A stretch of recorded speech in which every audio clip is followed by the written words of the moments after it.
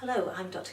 Horridge, consultant paediatrician in disability in Sunderland in the UK, presenting on behalf of the working group of the European Academy of Childhood Disability in conjunction with the University of Sunderland. Our work on the impact of austerity measures on families with disabled children across Europe, both the direct effects and the indirect effects on the services that they require.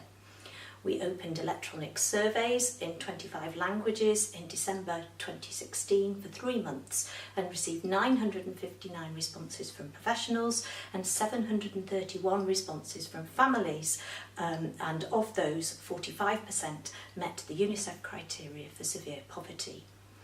We found reports of both direct and indirect impact of austerity cuts in those countries where these measures were in place, including increased waiting times, less time per child, worse working conditions and cuts in services.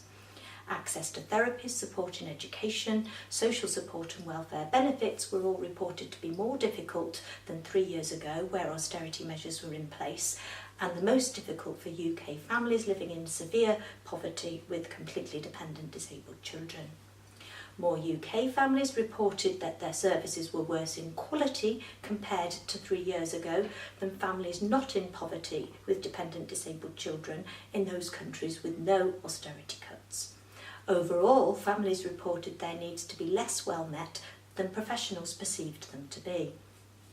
Families and professionals from countries with no austerity cuts in place reported their needs across health, education and social care to be better met now than 10 years ago. The reverse was the case, where austerity measures were in place, and the worst of all was in the UK for families in severe poverty with completely dependent disabled children.